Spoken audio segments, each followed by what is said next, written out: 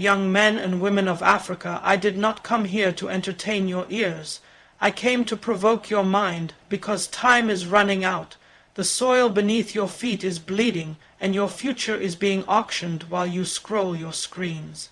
Your silence is being sold as submission. Your laughter is being used to distract your rebellion. And if you do not wake up now, the chains they once placed on your ancestors will return not on your wrists, but on your mind. There is a global war being fought not with bullets, but with ideologies. Not with bombs, but with media, and you, the young African, are the target. They do not need to enslave you with force, they enslave you with comfort.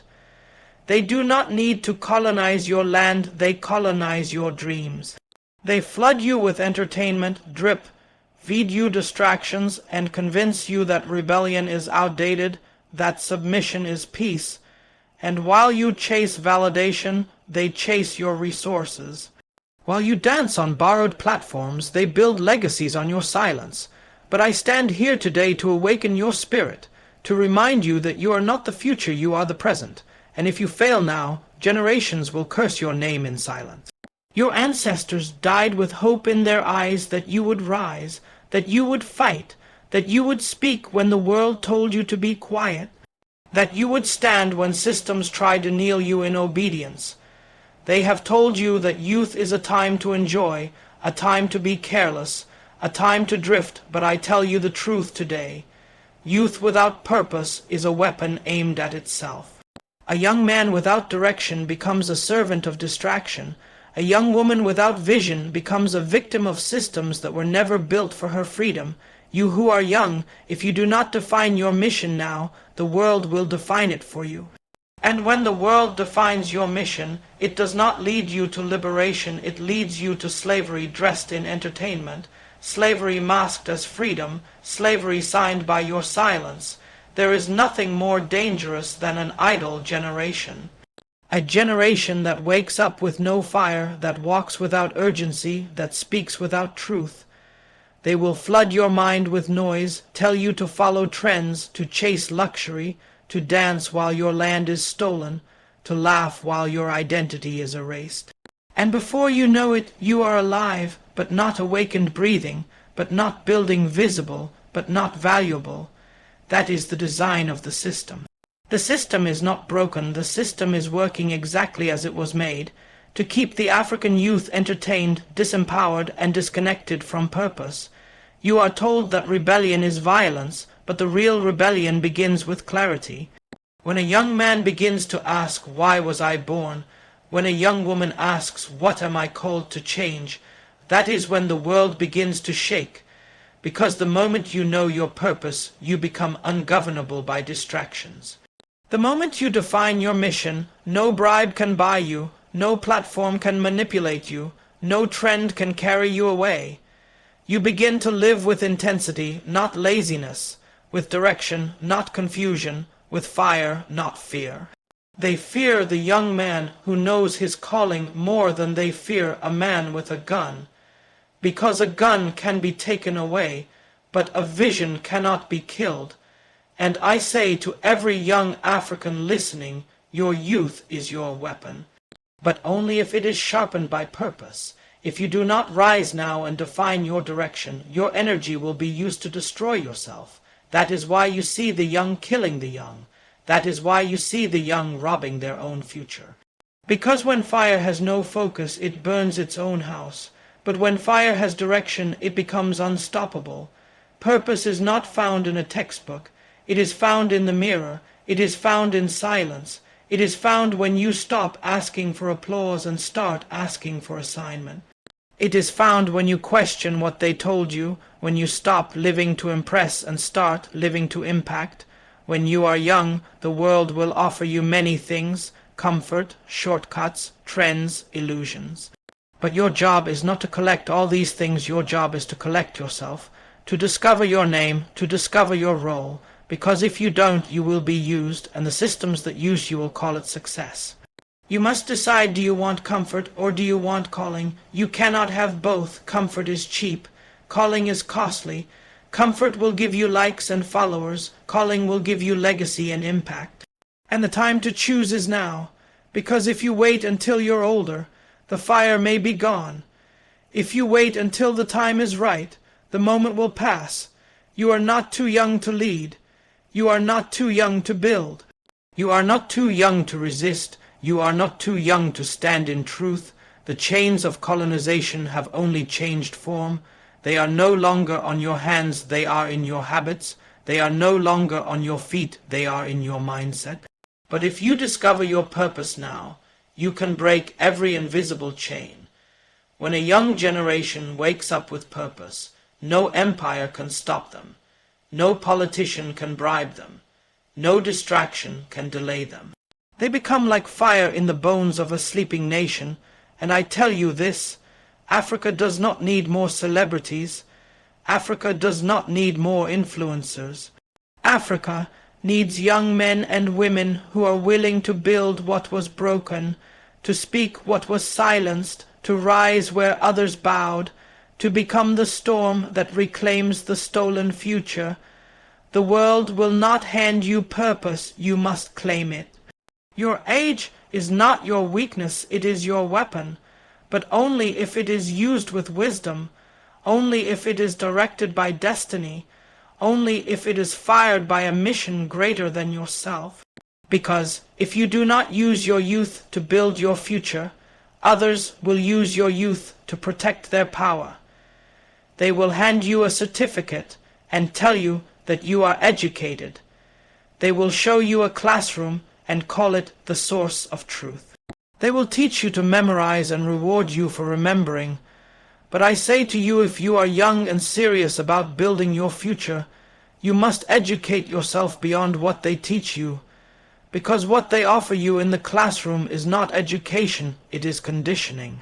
It is the careful crafting of obedience. It is the art of giving you just enough knowledge to follow, but never enough to lead. If you want to be effective, if you want to build, if you want to break free, then you must become your own scholar. The colonial classroom did not die, it only changed language. It still teaches you to admire foreign names, to quote foreign books, to chase foreign dreams. It still avoids the truth about your land, your identity, your ancestors, your systems. It teaches you what to think, but never how to think. It prepares you for exams, but not for existence. And when you step out into the world, degrees in hand, you are still dependent, still confused, still hungry for validation. That is not education, that is intellectual slavery. If you are young and wise, you will not wait for a system that fears your awakening. You will read, you will study, you will dig deeper than the curriculum. You will ask questions they told you not to ask. You will look at your history not with shame, but with clarity. Because education is not about remembering answers, education is about unlocking vision. And the vision they do not want you to have is the one that shows you your own power. That is why you must educate yourself deliberately. You must read the books they banned. You must seek the voices they silenced. You must explore the truths they buried, because buried truth is still truth, and when found, it sets fire to every lie built on top of it. If you are serious about freedom, you must train your mind like a warrior trains his weapon. Because the battlefield is not only in the streets, it is in the mind. A well-dressed man with a colonized mind is still a slave. A fluent English speaker who despises his native tongue is still in chains. An African youth who knows more about European kings than African revolutionaries is not educated, he is conditioned. And you must rise above that condition. You must decolonize your mind. You must not settle for the knowledge they feed you. You must seek knowledge that makes you dangerous, knowledge that cannot be used to serve broken systems. They teach you to build businesses, but not to build nations. They teach you economics, but not ownership. They teach you law, but not justice. They teach you science, but not sovereignty. And it is up to you to fill the gap between the knowledge they give you and the wisdom you must possess. If you are young, then you are in the most powerful season of your life. Your mind is hungry, Your time is abundant, your fire is burning. Use that fire not just for pleasure, not just for fame, use it for learning. While others are chasing likes, you must be chasing wisdom. While others are addicted to distraction, you must be addicted to depth. Because the man who learns more than he is taught becomes a threat to every structure built on ignorance. They will not give you truth. They will give you titles, but truth is not found in degrees, it is found in diligence. It is found in long nights of reading. It is found in questioning sacred lies. It is found in the voices of the elders. It is found in the soil of your ancestors. It is found in the mirror when you look at yourself and say, I will not be who they designed me to be. I will be who I was born to be. And when you educate yourself beyond what they teach you, something dangerous happens. You start thinking independently. You start building courageously. You start refusing to be used. You start creating instead of consuming. And that is what the system fears. It fears the African youth who reads, who questions, who resists, who builds, because that youth becomes unstoppable, that youth becomes a leader, that youth becomes the nightmare of every structure built to keep him silent. They do not need to chain your hands when they have already conquered your habits. They do not need to break your back when they have already broken your focus. They do not need to invade your land when they have already occupied your mind. The new colonizer does not come with a flag or a foreign army, it comes in the form of comfort. And if you are young, you must understand that comfort is not your reward, it is your greatest enemy. Because when a generation becomes addicted to comfort, it forgets how to fight, it forgets how to sacrifice, it forgets how to build. You were not born to sleep through your destiny. You were not born to scroll through your revolution. You were not born to laugh while your future is being auctioned. And yet that is what comfort does. It seduces you to silence. It makes you forget that your youth is a battlefield.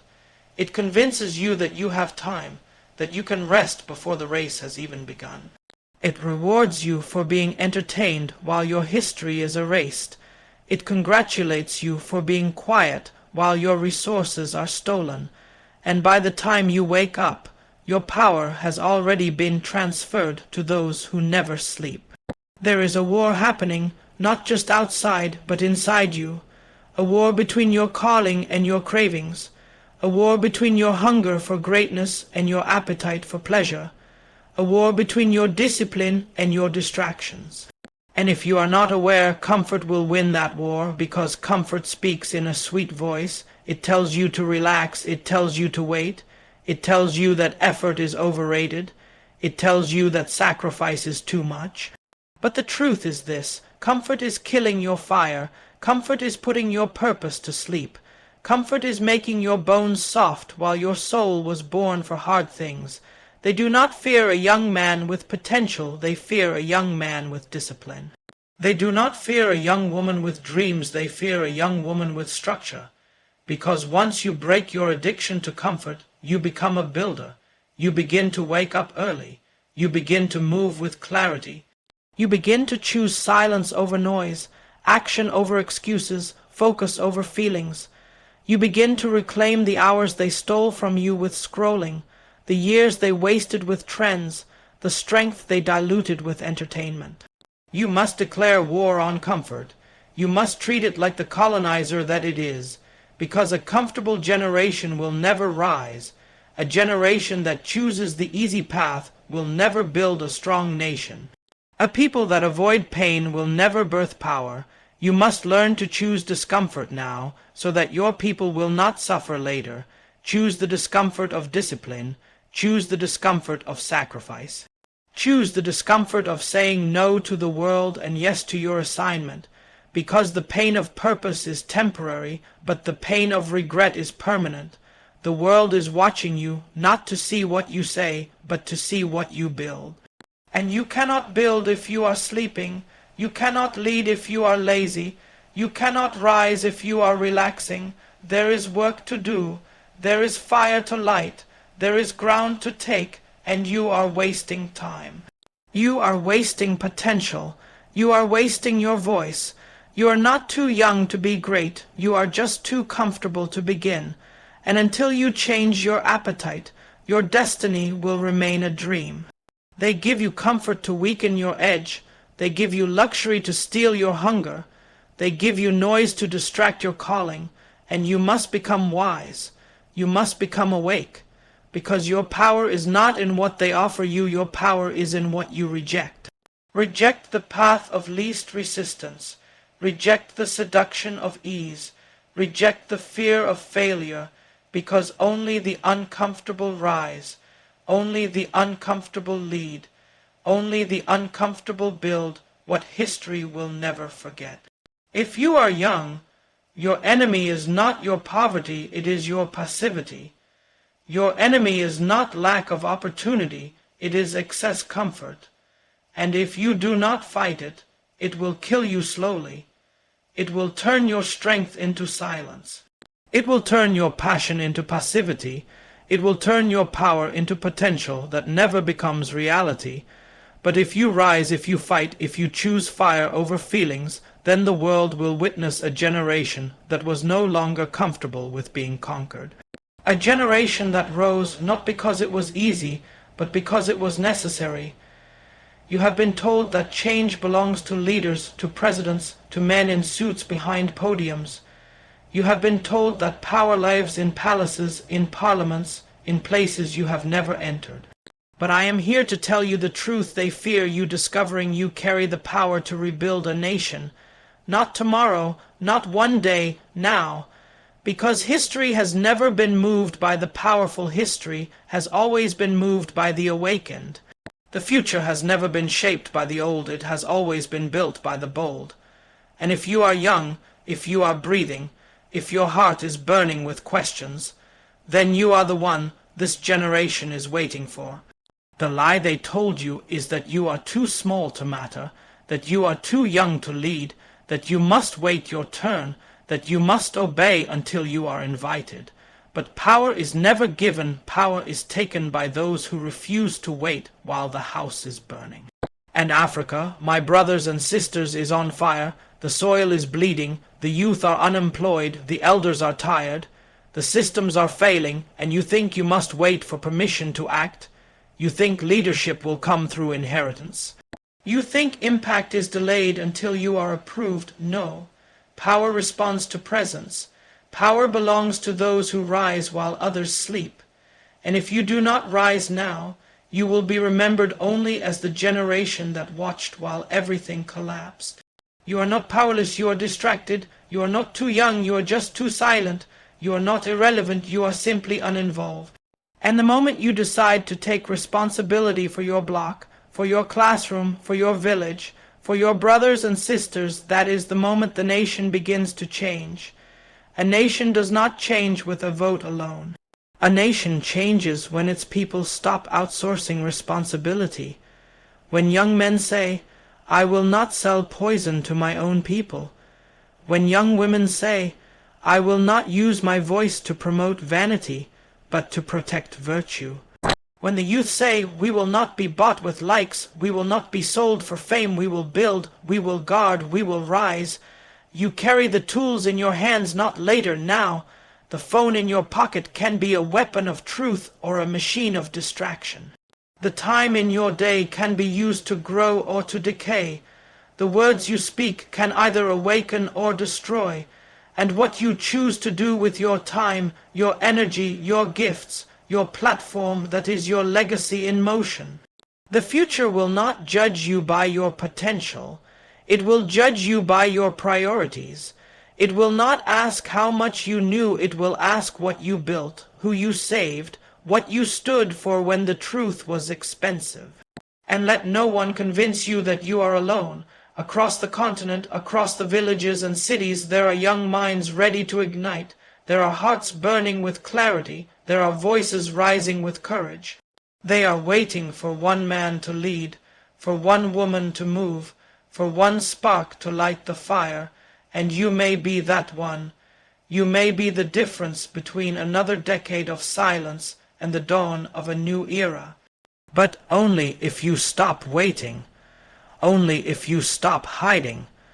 Only if you stop doubting the weight of your own voice. You do not need a title to lead. You need truth in your mouth and conviction in your soul. You do not need millions to create change. You need discipline, vision, and the courage to begin, because movements are born in bedrooms, in classrooms, in small gatherings of bold believers who refuse to settle for excuses. And if you think you are too young to matter, remember this: every revolution was started by those who were once told to sit down and be silent, but they stood, they spoke, they built, and so must you. This is the season to act, not to applaud. This is the moment to rise, not to retreat, because the next generation will not inherit your hashtags, they will inherit your choices, and your silence today will become their struggle tomorrow. But your courage today will become their inheritance. So what will you leave behind, regret or revolution?